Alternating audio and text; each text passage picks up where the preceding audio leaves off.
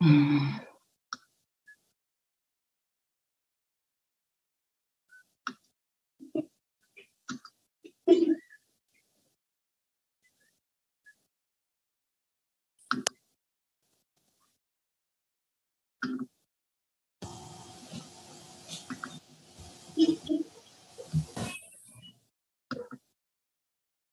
¿Se ve mi pantalla, chicos? Sí, doctora.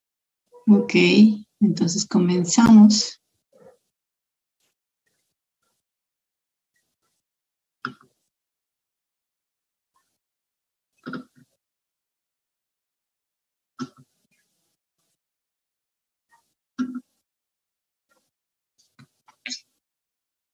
Bien.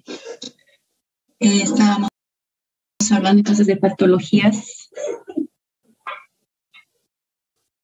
Permítame un momentito.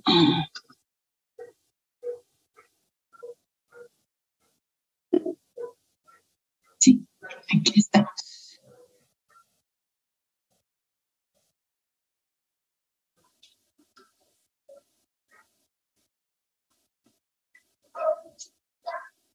Habíamos hablado entonces, chicos, de patologías pulmonares, ¿no es cierto? Les había pedido que para hoy día revisen un poco la fisiopatología del edema pulmonar, ¿verdad? Entonces, recordarles que el edema pulmonar no solamente es de causa cardíaca, ¿no es cierto? Hay muchas causas por las que puede haber un edema pulmonar.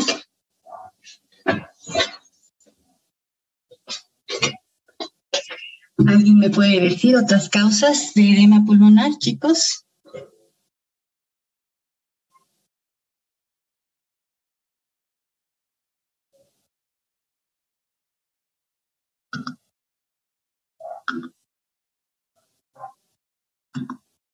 ¿Se me escucha, chicos? ¿Alguien me podría comentar algo acerca del edema pulmonar y otras causas? Vamos a hablar de la insuficiencia cardíaca congestiva ahora como causa de edema.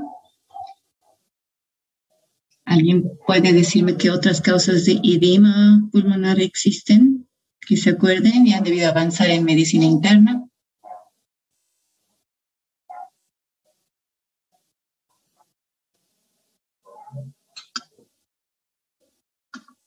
Bien. ¿Neumonía, doctora? Sí, la neumonía produce también cierto tipo de edema pulmonar, ¿ya? Estamos hablando de un edema pulmonar generalmente, y vamos a ver las diferencias, ¿cierto? Un edema pulmonar difuso, como es en la insuficiencia cardíaca congestiva, y edemas focales, ¿ya? Entonces, el proceso infeccioso o un proceso inflamatorio produce alteraciones, ¿no es cierto?, en la vasculatura y en la permeabilidad vascular que va a producir que salga el agua desde la luz vascular hacia el intersticio pulmonar, ¿no es cierto? Entonces hay una fisiopatología y una explicación para el edema de causa inflamatoria o infecciosa, ¿ya? Entonces hemos visto, como dice su compañera, que hay distintas causas de edema y el edema, dependiendo de la causa, también va a tener o se va a distribuir de una manera diferente en los pulmones. ¿Ya? Hoy día vamos a hablar un poco del edema por insuficiencia cardíaca congestiva. Vamos a repasar un poquito la fisiopatología, ¿ya?, del edema pulmonar en general. Entonces, las causas pueden ser por un aumento de la presión hidrostática dentro de la vasculatura, ¿no es cierto? Cuando hay un exceso de agua por algún motivo, aumenta la presión hidrostática y por algún lado tiene que escapar el líquido y sale al intersticio, ¿no es cierto? Puede ser también por disminución de la presión oncótica y también el líquido o el agua sale fuera de la luz vascular hacia el intersticio, ¿ya? ¿Por qué disminuye la presión oncótica? Cuando hay disminución de proteínas, ¿no es cierto? Cuando hay hipoproteinemia, disminuye la presión oncótica y existe o hay un edema, ¿no es cierto?, extravascular. Luego vamos a tener, como dijo su compañera, procesos inflamatorios que pueden ser infecciosos o inflamatorios de otra etiología, que van a alterar la permeabilidad del epitelio, ¿no es cierto?, vascular, y también va a permitir la salida del líquido del agua, ¿no es cierto? Cuando hay una alteración en la permeabilidad, acuérdense que también no solamente va a salir el agua, ¿no es cierto? Porque la membrana de permeabilidad selectiva va a estar alterada, va a haber defectos, digamos, ¿no es cierto?, en la permeabilidad, y entonces también pueden escapar proteínas y pueden escapar otras partículas, ¿no es cierto? Y a eso lo llamamos, no es un exudado, sino es un transudado, ¿no es cierto?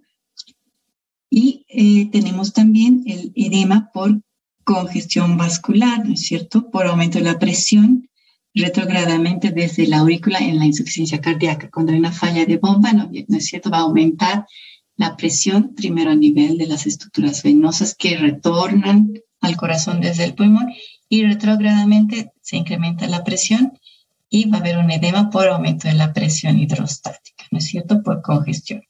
Entonces son diferentes. En el edema inflamatorio o infeccioso, ¿dónde comienza el origen de los cambios o del edema? Va a comenzar a nivel del alveolo, que es donde se produce la infección o la inflamación, ¿verdad? En cambio, cuando es de causa cardiogénica, el problema comienza en las estructuras en el corazón, y retrógradamente hay un aumento de la presión intravascular, venosa primero, ¿no es cierto? Cosa que no pasa en un edema de causa inflamatoria. En la insuficiencia cardíaca congestiva sabemos que no hay una alteración en la permeabilidad de membrana, es solamente un aumento de la presión hidrostática. ¿Qué otros edemas también que pueden parecer edema de origen cardiogénico por aumento de la presión hidrostática conocen, chicos? ¿Alguien sabe? Que es importante el diagnóstico diferencial que lo conozcan ustedes. Y va a ser muy similar al de la insuficiencia cardíaca congestiva radiológicamente hablando, porque también es por aumento de la presión hidrostática intravascular. Es el edema por sobrecarga de volumen, chicos, ¿ya?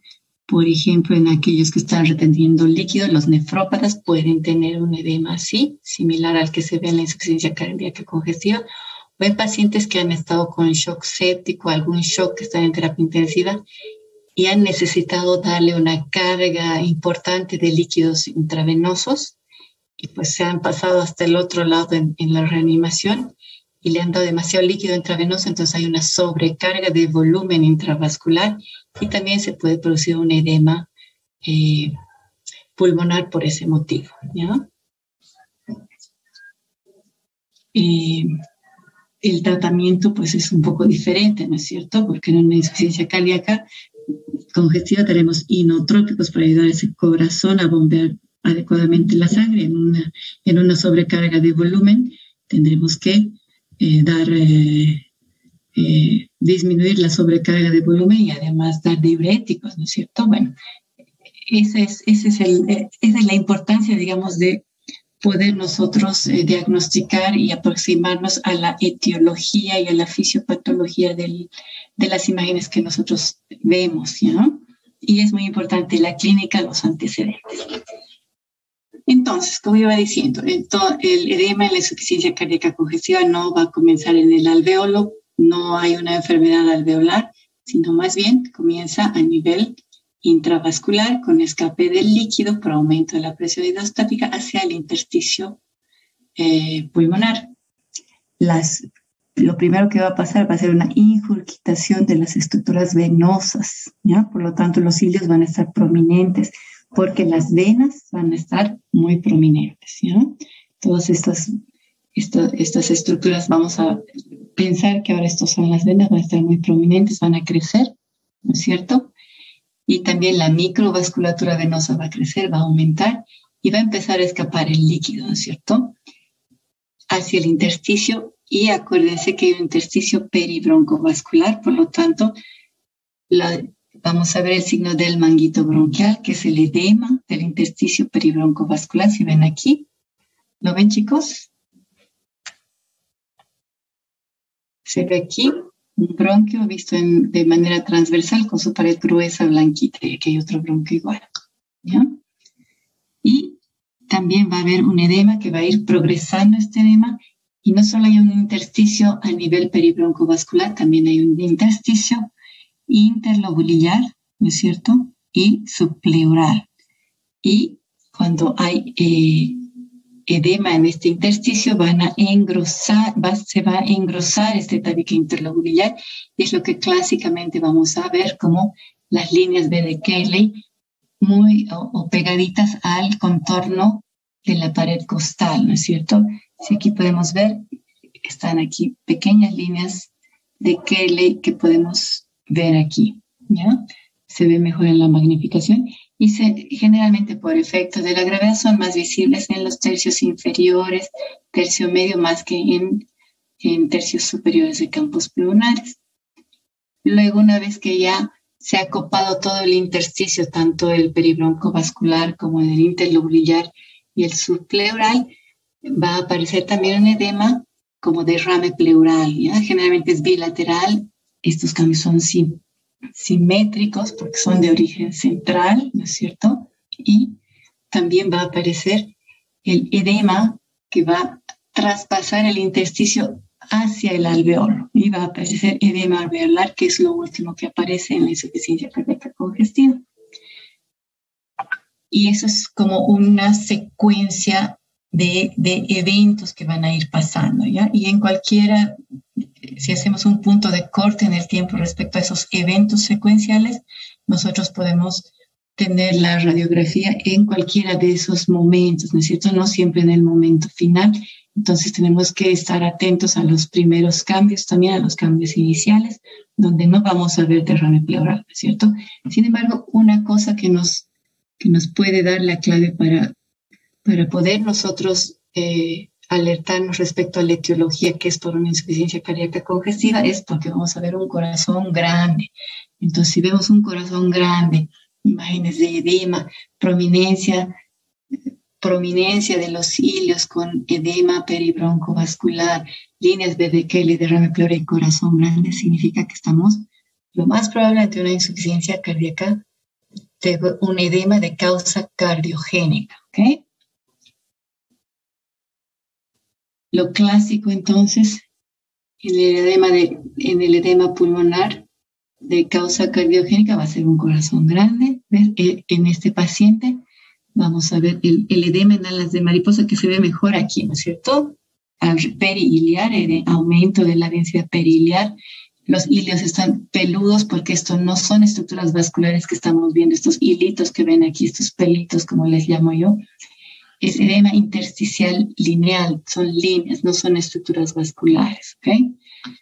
Esto es probablemente una fase más temprana de un edema pulmonar de causa cardiogénica. Vemos el corazón grande, vemos que hay incremento o un infiltrado de tipo intersticial que es lineal, ¿no es cierto?, de predominio perihiliar, ¿no es cierto?, porque si vemos aquí no hay tanto edema intersticial, pero primero comienza a nivel peribroncovascular, ¿no? Y después va a progresar con las líneas B de Cayley, el derrame pleural, ¿no es cierto?, y el edema alveolar también, ¿no? ¿Cómo se ve en una tomografía el engrosamiento del intersticio interlobulillar? Se ve como un engrosamiento así, acumulándose en los tabiques interlobulillares, ¿ya? Ese es un corte de una tomografía con ventana pulmonar para que tengan un poquito de idea qué es lo que representan estas líneas, ¿ok? Bien. Otra patología que hoy día vamos a revisar es el enfisema pulmonar. En el enfisema pulmonar, nosotros vamos a ver que existe un atrapamiento de aire dentro de los alvéolos por un mecanismo valvular, por una patología obstructiva. Y lo que va a pasar es que estos alvéolos cada vez más se van a ir llenando de aire hasta sobrepasar la capacidad elástica de distensión que tienen los alvéolos, y finalmente esa pared, como cualquier globo cuando uno lo infla, va a terminar reventando, ¿no es cierto? Y vamos a perder tejido pulmonar, tejido de intercambio gaseoso. Simplemente vamos a tener una cavidad aérea en el campo pulmonar, en el tejido pulmonar, que no presenta una estructura de pulmonar, ¿no es cierto? No presenta ya la estructura histológica, por lo tanto no va a ser posible en esa cavidad aérea el intercambio gaseoso porque no existe pared alveolar, que es el sustrato donde se produce el intercambio gaseoso. Ese fenómeno de aumento de la cantidad de aire hace que en una radiografía las imágenes se vean más radiolúcidas, ¿no es cierto? Los pulmones negros, y no vamos a ver estructuras vasculares en aquellos lugares donde no haya alveolos, ¿ya? Pese a que esté radiolúcida esa área de pulmón, no va a llegar ahí mucho la vasculatura pulmonar, porque acuérdense, no hay tejido pulmonar, es solamente unas cavidades de aire nada más, sin pared, y por una regulación de redistribución, una autorregulación, donde no hay necesidad de intercambio gaseoso, también se disminuye, hay como un vasoespasmo vascular focal, ¿no es cierto?, que se va a producir automáticamente para regular y redistribuir esa sangre que necesita ser oxigenada a áreas donde sí exista intercambio gaseoso en tejido pulmonar sano, ¿no?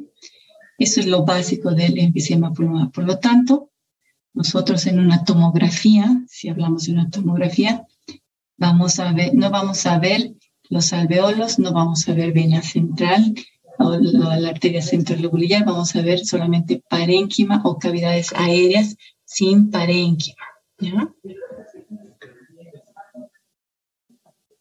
Otra patología que tenemos que revisar es la fibrosis pulmonar. En la fibrosis pulmonar, la patología no se encuentra en el alveolo, sino más bien en el intersticio, ¿ya? Hemos hablado que en el intersticio existen estructuras venosas, vasos linfáticos, tejido conectivo y células linfáticas, ¿ya? Entonces, cualquiera de las estructuras que he hablado, si hay un aumento patológico, una proliferación patológica de cualquiera de esos componentes, se va a producir un engrosamiento de los tabiques interlobulares. En este caso, el componente del tejido conectivo es el que aumenta patológicamente en la fibrosis pulmonar. Por una reacción puede ser autoinmune, por una agresión inflamatoria, infecciosa, por inhalación de gases tóxicos, por una reacción a algún medicamento, ¿no es cierto? Entonces se va a producir una reacción de aumento o proliferación del tejido fibrótico, del tejido de sostén, que es normal que existe en el intersticio, pero se va a proliferar tanto que va a producir destrucción de los alveolos y solamente van a haber unos tabiques gruesos y formación de unas cavidades aéreas que no son cavidades alveolares, porque los alveolos a este nivel, cuando hay demasiada proliferación del tejido conectivo, se destruyen. Por lo tanto, son tabiques de tejido conectivo intercalados con cavidades aéreas que no son de intercambio gaseoso, porque aquí ya no hay tejido pulmonar.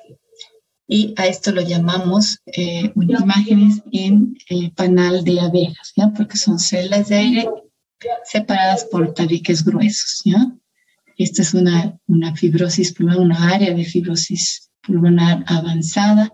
Esta es un poco menos avanzada, donde todavía sí se puede ver el lobulillo pulmonar secundario con su arteria central, con su vaso centrolobular. Y aquí todavía es funcional, digamos, la presencia hay alveolos y hay intercambio gaseoso, pero a medida que progresa esta fibrosis, este engrosamiento del intersticio por aumento de la colágena, se van a destruir estas estructuras pulmonares y solo va a quedar tejido fibrótico, ¿ya? ¿Cómo se ve en radiografía? Se ven estructuras lineales rodeando cavidades aéreas, ¿no es cierto?, desordenadas, imágenes en panal de abeja, ¿ya? Cuando es una agresión autoinmune, en general, cuando es algo sistémico, ¿no es cierto?, ya sea autoinmune o por alguna reacción a drogas, cuando es algo sistémico va a ser simétrico bilateral, ¿ya? El pulmón pierde la elasticidad y va a disminuir también su volumen, ¿ya? Eso es típico de la fibrosis pulmonar. A ver, entonces, imágenes lineales desordenadas, que no son estructuras vasculares. También el intersticio peribroncovascular va a estar afectado, y miren cómo se pueden ver los cilios también con un aspecto, como hemos dicho en la insuficiencia cardíaca congestiva de las imágenes previas, con un aspecto peludo, digamos, en los cilios, pero no hay aumento de volumen iliar, ¿ya? Y más bien hay una disminución del volumen pulmonar. Bien. Otra cosa, en estos pacientes con fibrosis pulmonar, la sangre que llega del corazón y es bombeada hacia los pulmones tiene dificultad en avanzar porque es un tejido que está duro, que no se expande, por lo tanto hay una hipertensión pulmonar y por lo tanto vamos a ver aumento del tamaño del contorno que corresponde, en el contorno izquierdo del corazón que corresponde a la arteria pulmonar. Ya hay una hipertensión pulmonar. Tenemos aquí otras imágenes también de aspecto en panal de abejas, que es también de la fibrosis pulmonar. Aquí tenemos más imágenes. Puede ocurrir en estas cavidades aéreas que se perforan y se comunican con el espacio pleural haciendo fístulas y enfisemas espontáneos, ¿no? Perdón, no son enfisemas, son, ¿cómo se llama? Neumotórax espontáneo. Bien. Ahora vamos a pasar a una patología que es de carácter infeccioso a nivel pulmonar. La neumonía viral, en este caso, pues la agresión sabemos que va a ser a nivel del alveolo. Yo voy a reservar una clase aparte para hablar de neumonía viral y en especial voy a poner bastante énfasis en algo que yo considero que ustedes deben conocer, igual que deben conocer la patología de tuberculosis, de la tuberculosis, ¿no es cierto? Porque es algo que es ya tan frecuente en nuestro medio, que es los cambios pulmonares por neumonía por COVID-19. Entonces yo tengo lo vamos a ver en forma apartada y después se termina el módulo de tórax, chicos, ¿ya? Entonces continuamos y vamos a hablar de las bronquiectasias, ¿ya? La bronquiectasia es la dilatación bronquial irreversible que está determinada por la destrucción del componente elástico y muscular de la pared bronquial. Y esto ocurre cuando hay inflamación y colonización bacteriana bronquial crónica, ¿ya? Y es un círculo vicioso. Mayor colonización bacteriana, mayor cantidad de bacterias, mayor inflamación, mayor destrucción del componente elástico y muscular, mayor colonización bacteriana, porque acuérdense que el tejido bronquial y el revestimiento endobronquial ciliar que tiene de la mucosa bronquial ayuda a lavar y a limpiar las secreciones normales, las secreciones inflamatorias y los detritos celulares de la luz bronquial. Y pues este mecanismo de limpieza se altera y no funciona cuanto mayor dilatación haya, y cuanto mayor inflamación haya, se interrumpe este mecanismo de limpieza y por lo tanto se construye un círculo vicioso que hace que se perpetúen y se incrementen las bronquiectasias, ¿no? En general, pues son bilaterales en el 50% de los casos, y la sospecha no es radiológica, sino es clínica, ¿ya? En pacientes que tienen tos, que tienen infecciones recurrentes, generalmente podríamos sospechar de que pudiera ser la causa la presencia de bronquiectasias. En el 50% también van a presentar hemoptisis. Cuando tenemos la sospecha clínica, debemos realizar pues una tomografía axial computarizada de alta resolución para poder valorar adecuadamente las estructuras bronquiales, que son estructuras finas. Por lo tanto, tenemos que tener un estudio de alta resolución, ¿ya? La causa subyacente solo se encuentra en el 40% de los casos. Sin embargo, pues es importante tratar de descubrir la etiología, porque si tratamos la causa, podemos detener ese círculo vicioso que se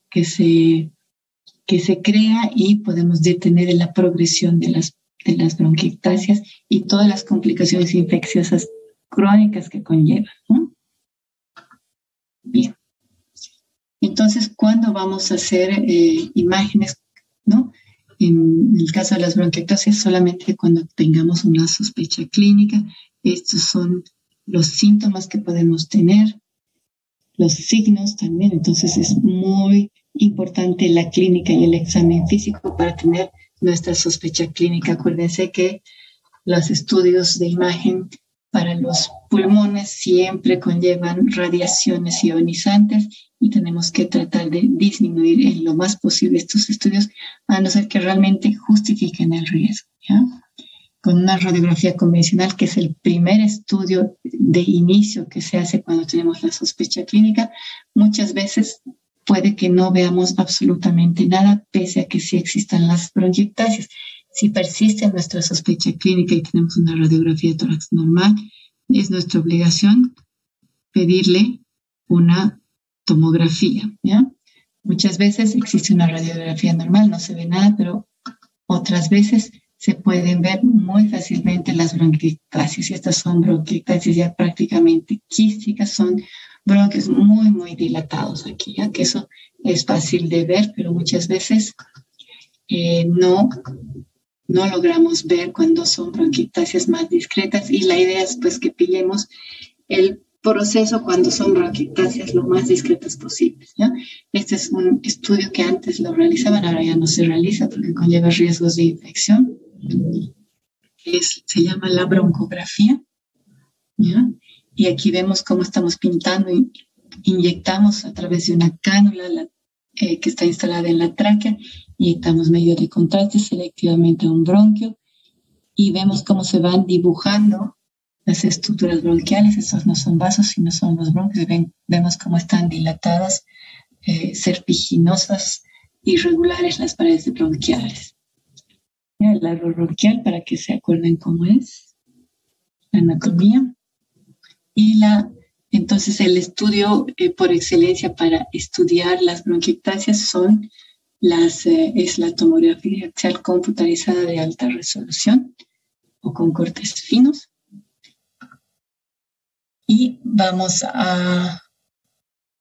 ¿y en qué nos ayuda la tomografía? No solo para diagnosticar la presencia de estas cuando tenemos un rayos X negativo, sino también para ver y calcular el volumen de pulmón afectado, ya qué segmentos están afectados, cuán extensa es, cuántos segmentos están, si es en un solo segmento, en un lóbulo, en varios lóbulos, es multilobal. Si hay alguna patología asociada, toda esa información nos va a dar la tomografía. Por favor, chicos, si es que se corta que yo creo que ya se va a cortar, vamos a volver a entrar inmediatamente, ¿ya? Continuamos entonces. Entonces nos permite dibujar la extensión y el volumen de la afectación por bronquiectasias del parénquima pulmonar, si es bilateral o no. Y eso es muy importante porque muchas veces cuando ya son demasiado prominentes las bronquiectasias y no responden a tratamiento y están deteriorando demasiado la salud del paciente, pues se opera y esos segmentos afectados por bronquiectasia se los sacan, ¿ya? Entonces, por eso es importante el mapeo con tomografía, ¿ya? ¿Qué es lo que vamos a ver entonces en tomografía? Hay varios signos que nos ayudan a identificar las bronquiectasias en un estudio de tomografía. El signo del anillo de sello. Esto es un bronquio dilatado en corte transversal con la luz, la pared bronquial algo engrosada por la inflamación y asociada siempre a la arteria a una arteria, ¿ya? Van juntos siempre. Nosotros decimos que hay bronquiectasia cuando el calibre del bronquio es mayor al calibre de la arteria que le acompaña. También vamos a tener un aspecto en riel cuando pillamos el bronquio en un corte longitudinal y vemos que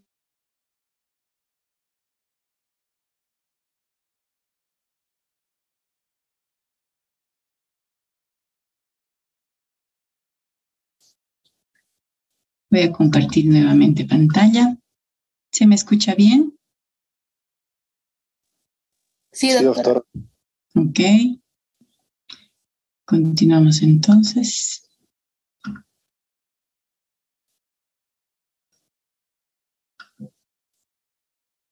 Entonces, en un corte, cuando pillamos el bronquio dilatado en un corte longitudinal en una tomografía, vamos a ver unas imágenes lineales paralelas iguales a la línea a las líneas o las rieles del tren, ¿no es cierto?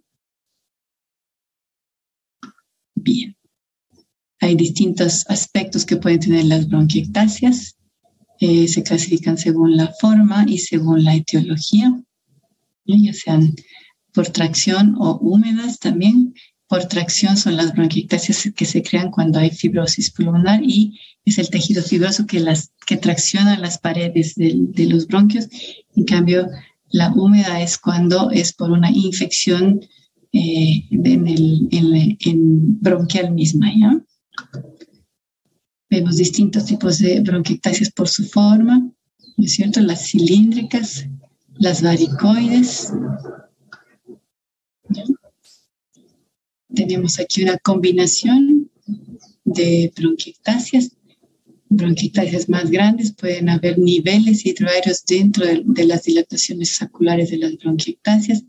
Vean cómo podemos ver imágenes en anillo de sello. ¿Las ven, chicos? Sí, las imágenes en anillo de sello al lado de la arteria que le acompaña siempre a la bronquiectasia, ¿no?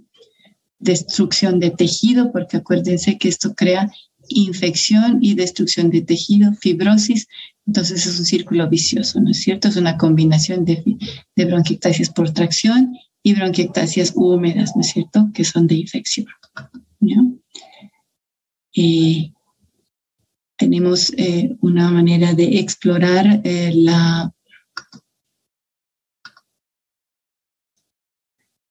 Estoy admitiendo a 2 compañeros más que están queriendo ingresar, perdón. Ok.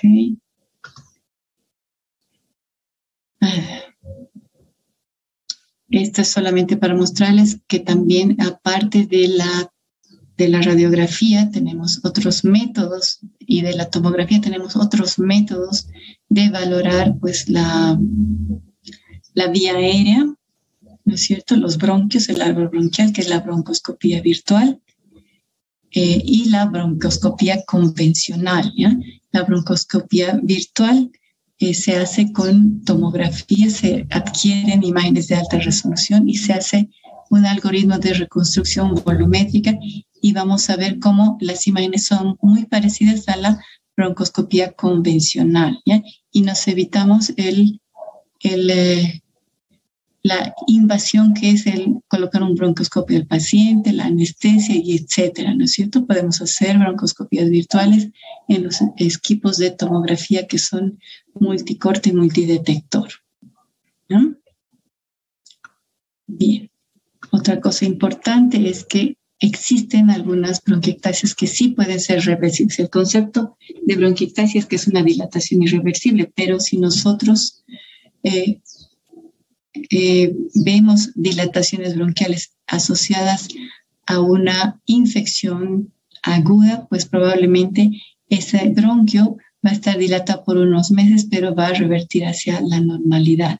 Por lo tanto, antes de hacer algún tratamiento terapéutico muy agresivo respecto a cirugía, sacar el pulmón, el pedazo de pulmón, etcétera, de lo que les había hablado, debemos esperar y controlar más o menos unos 6 meses para y reevaluar a nuestro paciente para ver si hay alguna reversión de las bronquiectasias que hemos encontrado. ¿Ya? Entonces, ¿por qué nosotros nos interesa hacer imágenes en las bronquiectasias? Pues vamos a poder, cuando se puede, hacer un diagnóstico precoz de una causa específica, que puede modificar el tratamiento y el pronóstico y la calidad de vida del paciente, ¿no es cierto? La etiología conocida más frecuente son las infecciones respiratorias, por lo tanto, esa es una causa muy tratable y que debemos tener en cuenta siempre, ¿ya? Bien, vamos a pasar de tema y vamos a hablar un poco de la parte oncológica, que es también muy importante que ustedes conozcan y reconozcan en imágenes. Hay varias imágenes características de las que vamos a hablar. El cáncer pulmonar puede ser primario o puede ser secundario, ¿verdad?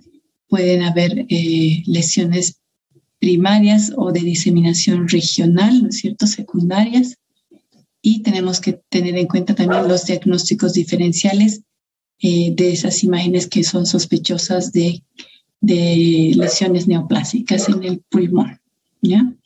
El nódulo pulmonar solitario, para considerarse sospechoso de malignidad, tiene que tener ciertas características morfológicas de aspecto que son importantes que ustedes las conozcan. Vamos a tener imágenes. Cuando se trata de una lesión de tipo de etiología proliferativa primaria, vamos a tener un nódulo que tiene, en primer lugar, es irregular, con contornos espiculados, hiperdenso.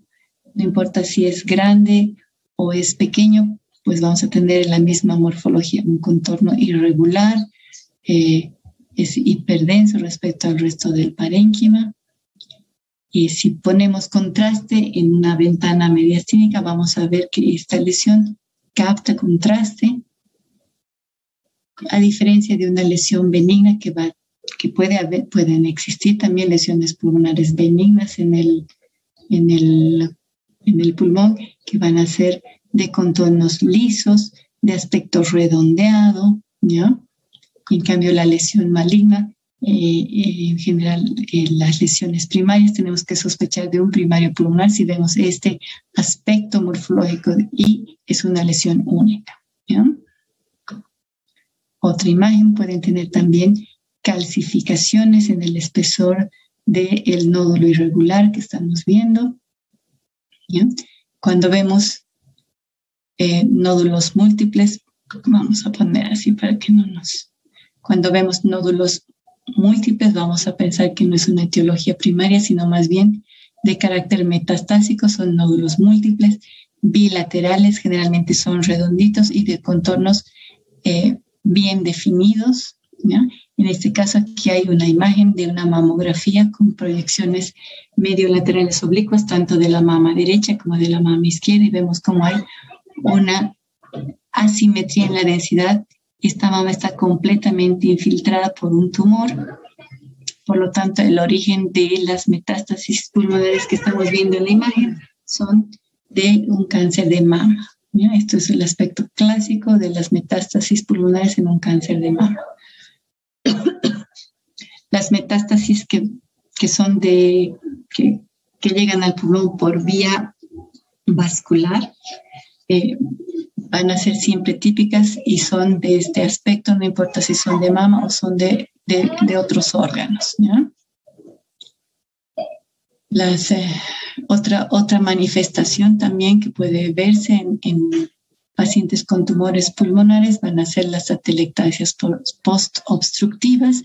Ya hemos visto cómo se ve una atelectasia, sin embargo, tenemos que ver cuál es la causa de la obstrucción, ¿no es cierto? Sabemos que la atelectasia se produce por obstrucción de la vía aérea, de un bronquio, de un bronquiolo, dependiendo la categoría, ¿no es cierto?, del diámetro. Vamos a tener atelectasias subsegmentarias, atelectasias lobares, atelectasias pulmonares, y en este caso, pues, la causa tumoral puede ser la etiología de una atelectasia, que aquí vemos en una tomografía, que es el complemento cuando queremos saber la etiología de la atelectasia.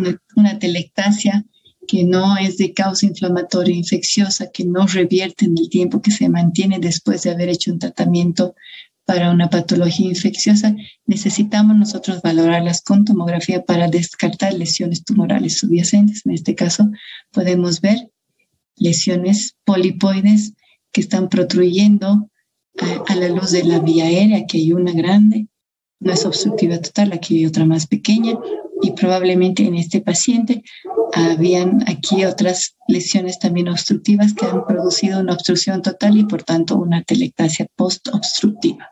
¿Ya? Entonces es importante que sepamos que cuando una atelectasia no revierte, probablemente hay una obstrucción de tipo proliferativo.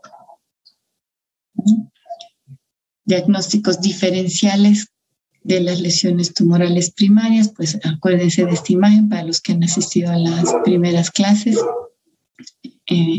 a la clase anterior, perdón. Esta era una imagen de un absceso pulmonar como complicación de una neumonía. Sin embargo, los tumores también pueden verse de la misma manera, pueden cavitar, pueden tener líquido dentro, pueden ser necróticos. Entonces es importante que nosotros, cuando veamos estas imágenes, no nos quedemos tranquilos con que es una lesión benigna, ¿no es cierto? Siempre tenemos que acompañar con la clínica. Si no hay clínica ni antecedente de infección, de fiebre, no podemos pensar que esta es una lesión benigna, sino que más bien es de origen neoplásico. ¿Ya? Diagnóstico diferencial de este tipo de lesión.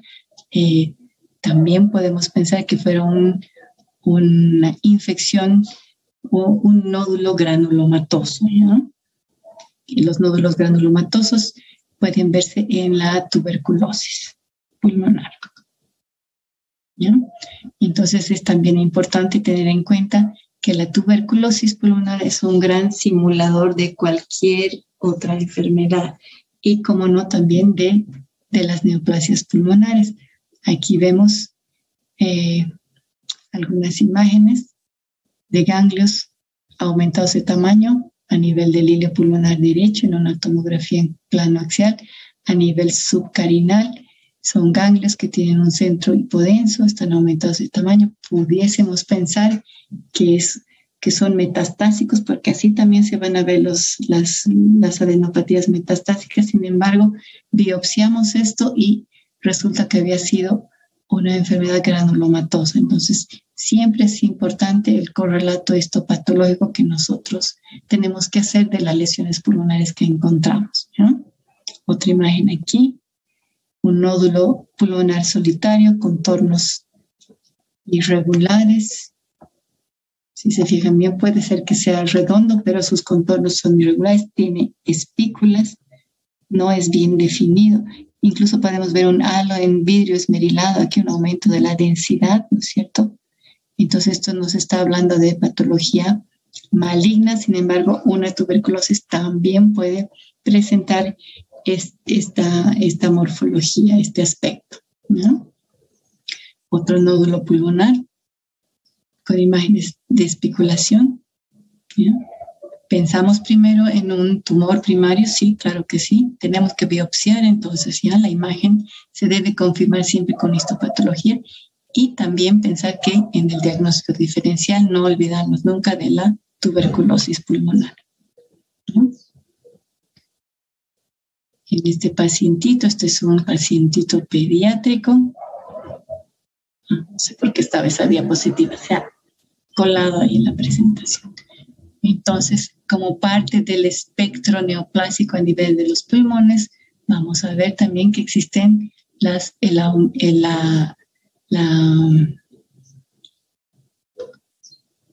afectación ganglionar por células neoplásicas y puede ser a nivel iliar, ¿no es cierto? Con aumento de volumen, así se ven los ilios cuando hay múltiples adenopatías, no confundir con el edema pulmonar de origen cardiogénico ni con alas de mariposa. Estos tienen contornos bien definidos, polilobulados, no son bordes peludos, ¿no es cierto? Pese a que hay un corazón grande, puede haber, ¿no es cierto?, un paciente cardiópata con compromiso metastásico ganglionar a nivel de ilios pulmonares, ¿no es cierto? El diagnóstico, acuérdense cómo se ven los ilios pulmonares normales, el diagnóstico de certeza de que esto es aumento de volumen por ganglios solamente con tomografía. Aquí no podemos saber si aquí solamente hay ganglios o hay una masa pulmonar asociada. Saber de dónde viene este aumento, ¿no? Y el diagnóstico diferencial también. Aquí hay otra vez contornos redondeados, definidos. ¿Ya? Así se ven las adenopatías aumentadas de tamaño, y también tenemos que pensar en que hay diagnósticos diferenciales como ser la tuberculosis pulmonar y también otra patología que es la sarcoidosis, ¿ya? Que es importante de tener en cuenta en el diagnóstico diferencial de adenopatías de origen neoplásico.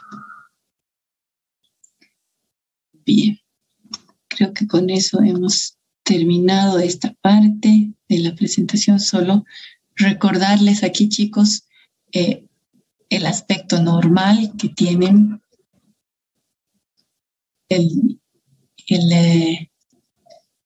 la radiografía de tórax, el mediastino, los ilios, los campos pulmonares, qué cosas representan y las cosas que hay debajo, ¿no es cierto? Que tenemos que nosotros saber qué componentes tisulares, qué elementos anatómicos existen y pueden producir alteraciones tanto de la densidad como de la forma y del tamaño y morfología de los elementos que podemos nosotros ver en la radiografía. Siempre pensar que para poder determinar alteraciones en la parte del mediastino e ilios pulmonares tenemos que siempre pedir un estudio adicional con contraste para poder evaluar bien las estructuras internas que no vemos por superposición en una radiografía convencional. ¿Ah? Bien. La siguiente clase vamos a hablar un poco de radiología del corazón. Recordarles nada más que existen estudios mucho mejores, ¿no es cierto?, y que los realizan en general los cardiólogos con una subespecialidad, ¿no es cierto?, en imágenes cardíacas.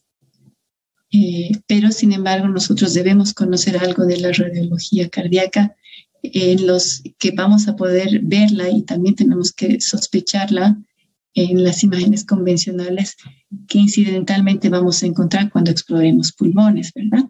Entonces debemos estar familiarizados con esas imágenes cardíacas patológicas que vamos a revisar la siguiente clase. La siguiente clase va a ser la última que vamos a tener del módulo de tórax y después vamos a comenzar con el módulo de pelvis, chicos. Entonces, por favor, para la siguiente clase, si pueden revisar un poquito de anatomía cardíaca. ¿Alguna pregunta, chicos? ¿No hay preguntas?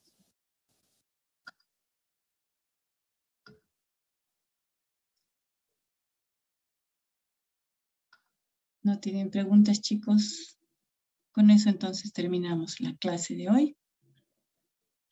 Y nos vemos la siguiente clase, el siguiente jueves a las 5. Que estén bien, hasta luego. Hasta luego. Gracias, doctora. Gracias. Hasta luego.